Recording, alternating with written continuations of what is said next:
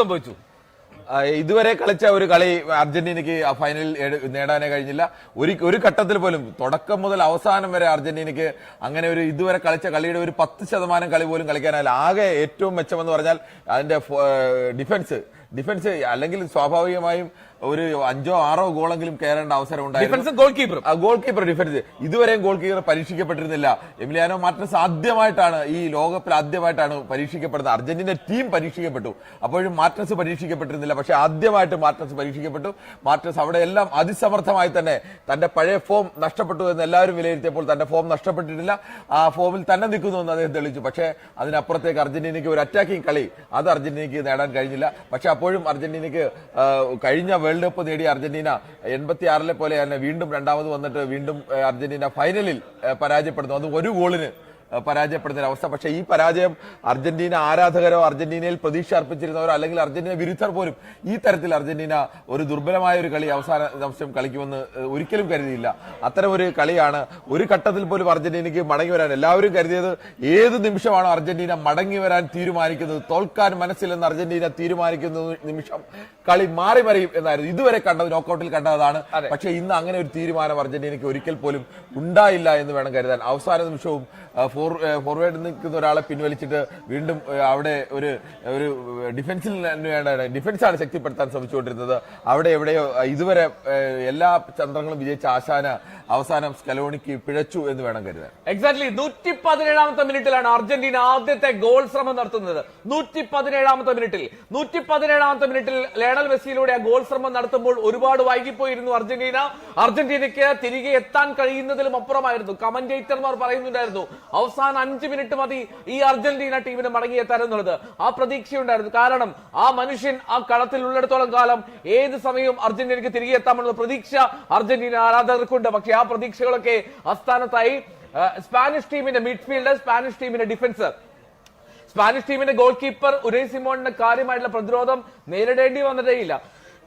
2 തവണ മാത്രമാണ് അദ്ദേഹത്തിന് ഈ മത്സരത്തിൽ ഒരു ഗോൾ സേവ് നേരിടേണ്ടി വന്നത് എന്നുള്ളതാണ് പ്രധാനപ്പെട്ട കാര്യം. അങ്ങനെ 2 ഫൈനലുകൾ കളിക്കുന്നു.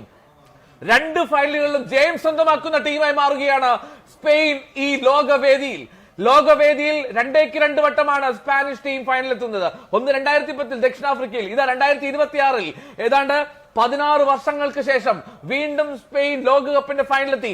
അവിടെയും സ്പെയിൻ വേണ്ടിക്കൂടി മാറുകയാണ്. കിട്ടുന്ന അവസരം മുതലാക്കുന്ന സ്പാനിഷ് സംഘം യൂറോപ്പിന്റെ അധിപന്മാരായിട്ടുള്ള സ്പെയിൻ ഇതാ ലോകത്തിന്റെ അധിപന്മാരായി മാറുന്നു. ഇനി ലോക ഫുട്ബോളിൽ സ്പാനിഷ് ഭരണമാണ്, സ്പെയിന്റെ ഭരണമാണ്. 11 സേവുകൾ നടത്തിയ എമിലിയാനോ മാർട്ടിനസിന് മാത്രം കയ്യടി നൽകിക്കൊണ്ട് അർജന്റീന ആരാധകർക്ക് വീടുകളിലേക്ക് മടങ്ങാം. കാരണം അവിടെ കപ്പ് ഉയർത്താൻ പോകുന്നത് റോദ്രിയും സംഘവുമാണ്. റോദ്രി ഒരുപക്ഷെ ഗോൾഡൻ ബോളിനുള്ള അവകാശിയാവാനുള്ള സാഹചര്യവും ഒരുങ്ങുന്നുണ്ട്.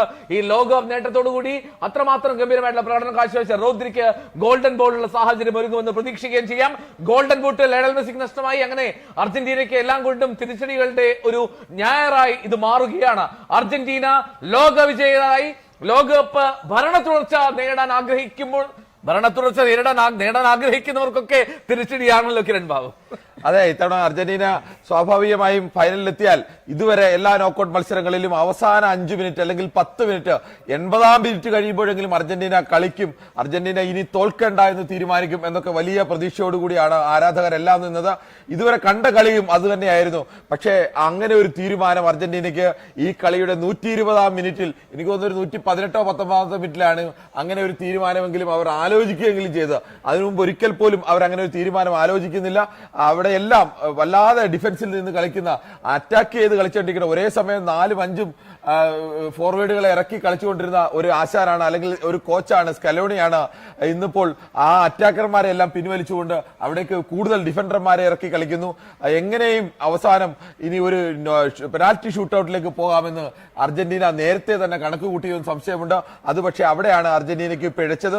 മറ്റെല്ലാ ടീമുകൾക്കും അർജന്റീനയ്ക്ക് മുന്നിൽ എങ്ങനെയാണോ പിഴച്ചത്, 1 ഗോളോ 2 ഗോളോ മുന്നിൽ നിൽക്കുമ്പോൾ, ഇംഗ്ലണ്ടിനായാലും സ്വിറ്റ്സർലൻഡിനായാലും എല്ലാം 1-2 ഗോളിന് മുന്നിൽ നിൽക്കുമ്പോൾ ഞങ്ങൾ ജയിക്കും, ഇനി ഡിഫൻസിലേക്ക് പിൻവാങ്ങാമെന്ന് അവർ തീരുമാനിച്ചെടുത്താണ് തോറ്റതെങ്കിൽ ഇവിടെ അർജന്റീനയ്ക്കും അതേ പിഴവ് തന്നെയാണ് സംഭവിച്ചത് നമുക്ക് പറയേണ്ടി വരും. അർജന്റീന ഡിഫൻസിലേക്ക് പിൻവാങ്ങാൻ തീരുമാനിച്ചു. അതോടുകൂടി തന്നെയാണ് അർജന്റീന ഒരു കളി കളിക്കുമ്പോൾ സാധാരണഗതിയിൽ ഒരു പകുതി തവണയെങ്കിലും ഗോൾ പോസ്റ്റ് നിറയൊഴിക്കാൻ കഴിയണം. ഇത് ഇത്രയും കളിയുടെ ആദ്യ 90 മിനിറ്റിൽ ഒരിക്കൽ പോലും ഗോൾ പോസ്റ്റിലേക്ക് ഒരു ഗോൾ അവസരം ഒരിക്കൽ പോലും തുറക്കാൻ അർജന്റീനയ്ക്ക് കഴിയുന്നില്ല. അങ്ങനെ ഒരു ശ്രമം പോലും നടത്തുന്നില്ല. അവരെ പ്രതിരോധിക്കുക എന്നുള്ള ഒരൊറ്റ ലൈനിൽ നിന്നാണ് അർജന്റീനയുടെ സ്വാഭാവികമായ അർജന്റീന കളി അല്ല ഇന്ന് കളിച്ചതെന്ന് കാണുക. എക്സാക്ട്ലി. അർജന്റീന ആരാധകർ നിരാശപ്പെടേണ്ടത് ഈ ലോകകപ്പ് നഷ്ടമായി എന്നുള്ളത് കൊണ്ടായിരിക്കില്ല. അർജന്റീന ആരാധകർ നിരാശപ്പെടുന്നത് ഈ ലോകകപ്പ് ഫൈനലിൽ അർജന്റീന വിചാരിച്ചതുപോലെ നന്നായി കളിച്ചില്ല എന്നതുകൊണ്ടായിരിക്കും. അത്രമാത്രം മോശം പ്രകടനമാണ് the worst play in world cup final by Argentina എന്ന് നിശ്ചയമായും പറയേണ്ടി വരും. അത്രമാത്രം മോശമായിട്ടാണ് ഈ അർജന്റീന ടീം ഈ ലോകകപ്പിന്റെ ഫൈനലിൽ സ്പെയിനെതിരെ കളിച്ചത്. സ്പെയിന്റെ മധ്യനിര മെനഞ്ഞ കളി, സ്പെയിന്റെ ബോൾ പൊസഷൻ, സ്പെയിന്റെ അതിവേഗ ട്രാൻസിഷനുകൾ, ഇതിനൊന്നും ഒരു കൗണ്ടർ നൽകാനുള്ള ശേഷിയില്ലാതെ പോയി അർജന്റീനയ്ക്ക്. പാരഡൈസ് ആദ്യ 11 ഇല്ലാതിരുന്ന ആ ആദ്യ 11 തന്നെ അത് സംശയാസ്പദമാണ്. അവിടെ തൊട്ട് തുടങ്ങി അർജന്റീനയുടെ പതനം. പിന്നീട് സബ്സ്റ്റിറ്റ്യൂഷൻ ഒന്നൊന്നായി പാടുന്നത് നമ്മൾ കണ്ടു. കഴിഞ്ഞ മത്സരങ്ങളിലെല്ലാം ലയണൽ സ്കലോണിയുടെ സബ്സ്റ്റിറ്റ്യൂഷനൊക്കെ വലിയ തോതിൽ ഇമ്പാക്ട് കൊണ്ടുവരുന്നതാണ് പിന്നീടുള്ള മിനിറ്റുകളിൽ കാണാൻ കഴിഞ്ഞത്. പക്ഷേ ഇതൊന്നും ഉണ്ടായില്ല. അർജന്റീനയുടെ ഈ നീക്കങ്ങൾക്കൊക്കെ കൃത്യമായിട്ടുള്ള തന്ത്രങ്ങൾ മെനഞ്ഞുകൊണ്ട് തന്നെയാണ് ലയണൽ സ്കലോണിയുടെ പരിശീലകൻ ഡീല ഫ്യൂണ്ടൈ കളത്തിലേക്ക് തന്റെ ടീമിനെ ഇറക്കിയതെന്ന് വ്യക്തമാണ്. ലാ റോജ, കാളക്കുറ്റന്മാർ, കാളപ്പോരുകാരുടെ നാട്ടിലേക്ക് ആ പന്ത്, ആ ഫുട്ബോളം അല്ലെങ്കിൽ ആ ലോകകപ്പ് പോവുകയാണ്, വിശ്വകിരീടം പോവുകയാണ്. ഒരിക്കൽ കൂടി സ്പെയിൻ ലോകത്തിന്റെ അധിപന്മാരായി മാറുകയാണ്, ലോകത്തിന്റെ ചക്രവർത്തിമാരായി മാറുകയാണ്. ഫുട്ബോൾ മിശിക ലയണൽ മെസ്സിക്ക് ഇക്കുറി അത് നിരാശയുടെ ഫൈനലായി മാറുന്നു. കിരൺ, അത് സ്പാനിഷ് ഫ്യൂറി എന്നാണ് സ്പെയിൻ ടീമിനെ പറയുന്നത്.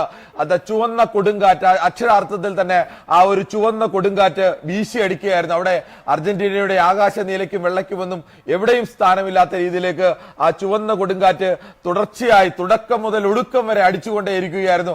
അതിനെ ഒറ്റ ഗോളിൽ തടഞ്ഞു നിർത്താൻ കഴിഞ്ഞു എന്നത് മാത്രമാണ് ഈ കളിയിൽ ആകെ അർജന്റീനയ്ക്ക്, എമിലിയാനോ മാർട്ടിനസ് എന്ന ഗോളിക്ക്, കഴിഞ്ഞ തവണ അർജന്റീനയ്ക്ക് വിശ്വകിരീടം നേടിക്കൊടുത്ത എമിലിയാനോ മാർട്ടിനസ് എന്ന ഗോളിക്ക് കഴിഞ്ഞു എന്നത് മാത്രമാണ് ഈ കളിയിൽ ആകെ ഒരു ആശ്വാസമായുള്ളത്.